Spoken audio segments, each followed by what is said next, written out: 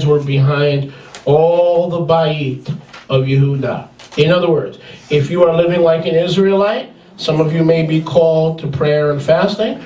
Others may be called to be bodyguards for the people of Yahweh. There is a time for self-defense in the kingdom of Yahweh. Amen. Verse 17, they who built the wall, they that bore burdens, with those that loaded every one of his hands worked in the work, and with the other hands they held the weapon. So, Nehemiah had them trained. One hand they were having a weapon to defend themselves from their enemies, and the other they were working the work. For the build now, what would have happened is if they just had their weapons and focused in on protecting themselves as opposed to Yahweh protecting themselves, the work would have stopped. Exactly. That would have been a battle that they should not have been engaged in. Exactly.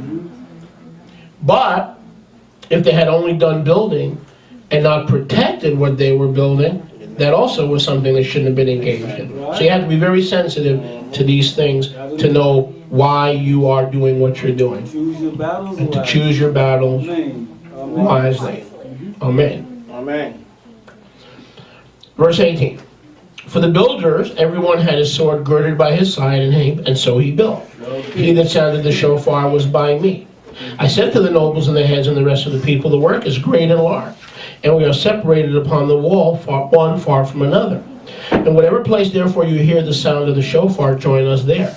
Our Elohim shall fight for us. Notice over and over again, as a leader of Israel, of restoration, Nehemiah was teaching his people, Nehemiah was teaching his people that Yahweh will fight for us. We don't take the battle into our own hands.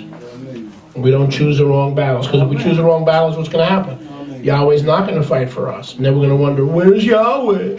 What happened to you? I thought Yahweh loved me. Yeah, we get involved with battles and skirmishes that we should not be involved in. Exactly. They suck our energy, our time, our patience. Exactly. Baruch Hashem Yahweh. Verse 21. So we labored in the work. Half of them held the spears from the rising of the morning till the Kochavim appeared. Likewise, verse 22. At the same time I said to the people, let everyone with his Eved sleep within Yerushalayim, that in the night they may be a guard for us and labor on the day. Verse 23. So neither I nor my brothers nor my Avadim nor the men of the guard who followed me, none of us took off our clothes, except that everyone put them off for washing. Okay? They stayed focused on their vision, on their calling. They didn't even take off their clothes because the enemy might come upon them. So they stayed focused on the vision. They stayed focused on Yahweh. We've got to stay focused on why Yahweh has us doing what we're doing. Amen. And not try to change people and places and things around us. Because we are powerless to change people, places, and things around us. Can I hear a good amen? Amen. Amen. Keep it down back there. I'm not going to compete with you. So what was the answer to their threats? Manipulations, traps, and vendettas. When they could not manipulate Nehemiah and the builders, they resulted to manipulation, traps, accusation, and vendetta. Sound like anybody in your life? When they can't get you caught up in a fight or in a skirmish, they result in manipulations, traps, accusations, and vendettas. And the enemy is just waiting for us to stoop down to their level. And now we're in a fight that we cannot win, that we're not called to win. And Yahweh said, well, you're fighting for yourself in your own battle. I'm not going to fight for you.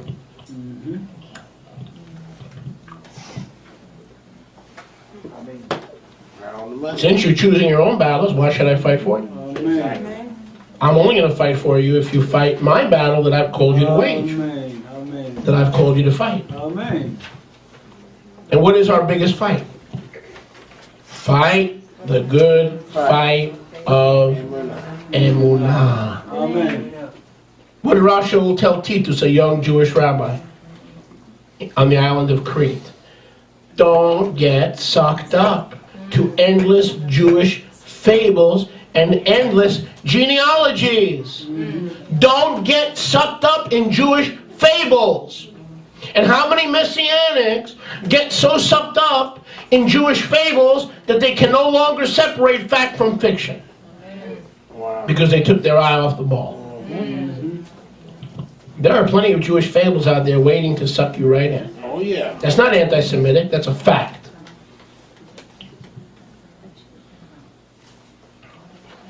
Stay focused. Stay focused. Amen. Fight the fight of faith. And let Yahweh fight your battles. You fight the fight of faith to stay faithful. And let Yahweh fight the peripheral battles. You're fighting for a wife? Let him fight.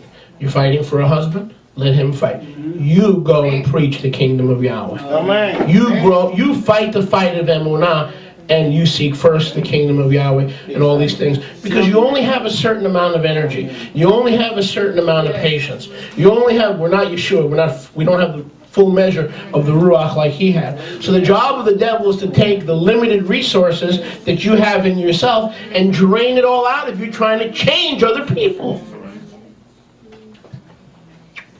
Come on now.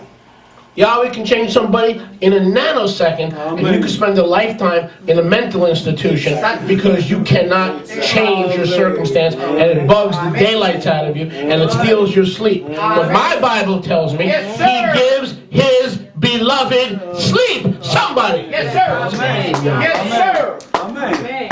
Amen. Let's go. Amen. You can't go crazy Amen. fighting a battle that you have no power over. No power.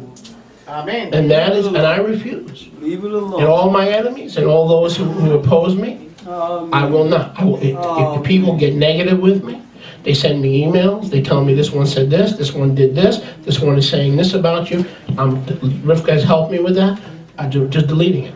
If you want to tell me what a jerk I am, you want to tell me all my shortcomings, you don't think I already know my shortcomings? Okay. I need you to tell me my shortcomings. Okay. You need me to tell you your shortcomings. You already know your shortcomings. Okay. That's right. Come on now. Yeah, you do. Amen. Those days are over. Okay. Amen. Okay, so when the manipulation doesn't work, when the traps don't work, when the threats don't work, when the vendettas don't work, it turns to anger. Now these people are angry with you because you didn't get. It's like somebody going to the pastor or the preacher and saying, "Preacher, I believe A, B, and C," and then the pastor says, "Oh, you're right," because he doesn't want to argue. He's picking his battles wisely. Right.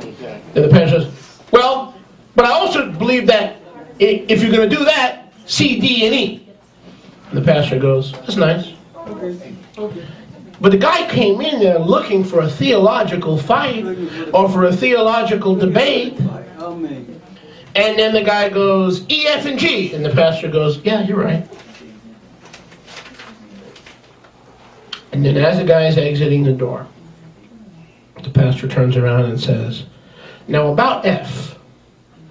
The guy turns right around, rushes back in, sits down and goes, "Yeah, what about F?" You're probably right. You see the problem?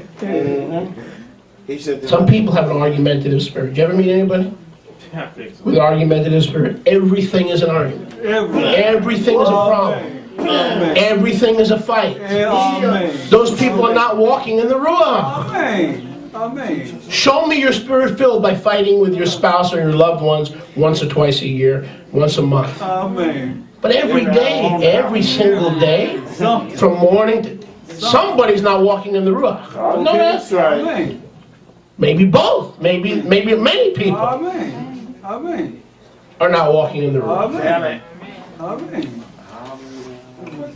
The people of Nehemiah refused to get caught up in a battle they could not fight and they could not win. Think of how many battles over the years, brothers and sisters, at work, at school, elsewhere. Instead of avoiding and staying focused, you may have gotten sucked into a situation where for months or weeks you try to convince someone of something or change a situation by yourself, but it was only a losing battle with no aim, no victory, no goal line, or no calling. How about trying to protect yourself against somebody at work who's lying about you, or a new supervisor who doesn't appreciate your work? So you spend 6 months, 8 months of your life talking to your wife about him, talking to your children about him, fighting